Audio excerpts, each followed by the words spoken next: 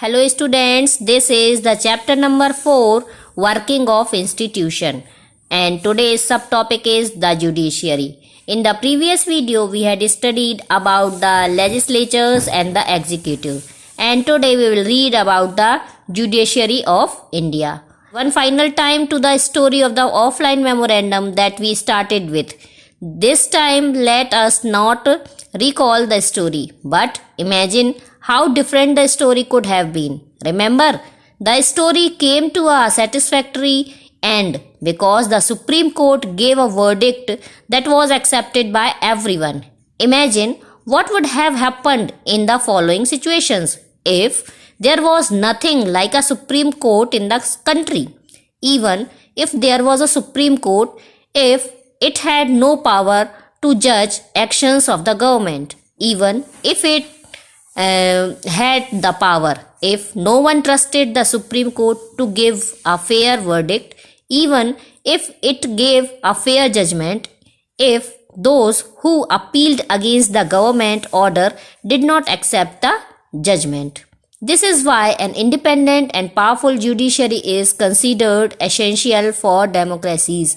All the courts at different levels in a country put together are called the judiciary. The Indian judiciary consists of a Supreme Court for the entire nation, high courts in the states, district courts, and the courts at local level. India has an integrated judiciary. It means the Supreme Court controls the judicial administration in the country. Its decisions are binding on all other courts of the country. It can take up any dispute between citizens of the country, between citizens and government, between two or more state government, and between government at the union and state level.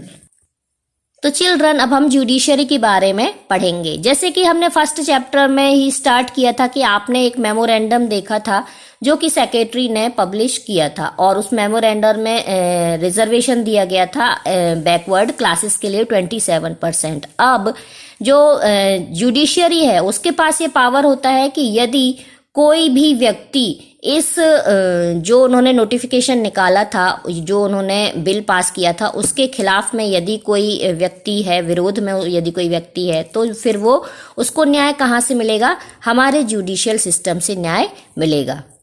हमारे भारत का जो judiciary है वो independent है और powerful judiciary system है, जो कि एक डेमोक्रेटिक कंट्री के लिए बहुत ही आवश्यक है.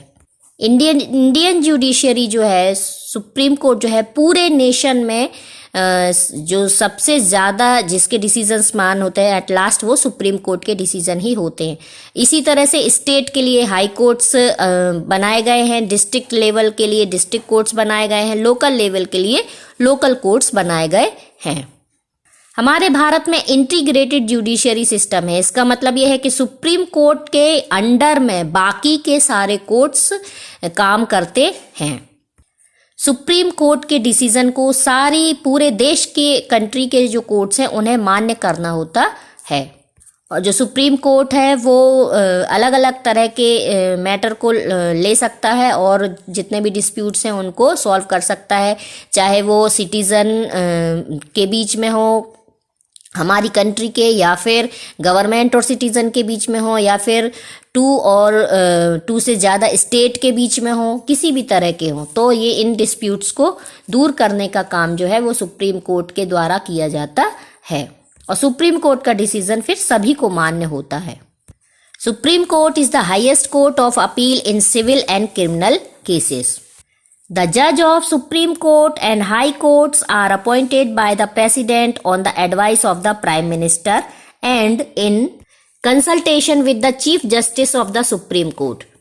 तो चिल्ड्रन, सुप्रीम कोर्ट के जो जस्टिस होते हैं उनका अपॉइंटमेंट प्रेसिडेंट करते हैं, और एक बार यदि अपॉइंटमेंट हो गया तो फिर जो सुप्रीम कोर्ट के जस्टिस होते हैं फिर प्रेसिडेंट का उनके ऊपर अधिकार नहीं रह जाता है, कंट्रोल नहीं रह जाता है. और उसके बाद सुप्रीम कोर्ट के जज का अपॉइंटमेंट करने के बाद बाकी के जो हाई कोर्ट्स हैं उनका अपॉइंटमेंट भी प्रेसिडेंट करते हैं, लेकिन वो सुप्रीम कोर्ट के जज की सलाह से और प्राइम मिनिस्टर की सलाह पर करते हैं, उनके साथ कंसल्टेशन करते हैं और उसके बाद उनका अपॉइंटमेंट किया जाता है। In practice, it now means that the senior judges of the Supreme Court select the new judges of the Supreme Court and the High Courts. Supreme court के जो सीनियर जजेस होते हैं वो न्यू जजेस का अपॉइंटमेंट करते हैं, हाई कोर्ट के न्यू जजेस का और सुप्रीम कोर्ट के न्यू जजेस का। जो सुप्रीम कोर्ट के सीनियर जजेस होंगे वो अपॉइंटमेंट करते हैं। फिर the judiciary in India is one of the most powerful in the world. The Supreme Court and the High Courts have the power to interpret the constitution of the country. They can declare invalid any law of the legislature or the actions of the executive, whether at the union level or at the state level, if they find such a law or action is against the constitution. तो children, supreme court और high court के पास ये power होता है कि वो यदि constitution के हिसाब से कोई काम नहीं हो रहा है तो वो एक्शन ले सकते हैं, चाहे वो लेजिस्लेचर के खिलाफ हो चाहे वो एग्जीक्यूटिव के खिलाफ हो। यदि एग्जीक्यूटिव के द्वारा कोई कार्य ऐसा किया जाता है जो कि संविधान के अनुसार नहीं है तो भी जो सुप्रीम कोर्ट है वो उसके अगेंस्ट में एक्शन ले सकते हैं।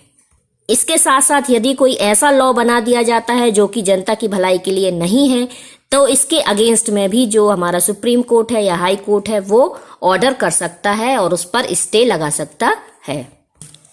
The powers and the independence of the Indian judiciary allow it to act as the guardian of the fundamental rights. We shall see in the next chapter that the citizens have a right to approach the courts to seek remedy in case of any violation of their rights. In recent years, the courts have given several judgments and directives to protect public interest and human rights. Anyone can approach the courts if public interest is hurt by the actions of government. This is called public interest litigation. The courts intervene to prevent the misuse of the government's power to make decisions. They check malpractices on the part of public officials. That is why the judiciary enjoy a high level of confidence among the people. तो children, आप सभी ने देखा कि हमारा जो तीनों institution है, चाहे वो लेजिस्लेचर हो चाहे वो एग्जीक्यूटिव हो चाहे वो जुडिशियरी हो, सभी के अपने अपने पावर्स हैं और जो हमारी पब्लिक है वो ह्यूमन राइट्स को सेव कर पब्लिक जो है वो जो सुप्रीम कोर्ट में, हमारे कोर्ट्स में, हमारे लॉ में, हमारे संविधान में पूरा विश्वास रखती है और जो हमारा जुडिशियरी सिस्टम है वो भी पब्लिक इंटरेस्ट और ह्यूमन राइट्स को सेव करने में, प्रोटेक्ट करने में पूरा अपना दायित्व निभाता है। अब हमारे कुछ ह्यूमन राइट्स हैं, कुछ सिटीजन राइट्स हैं, इन सब के बारे में हम नेक्स्ट चैप्टर में पढ़ेंगे। Here is your chapter number 4 is finished. In the next video we will start the new chapter.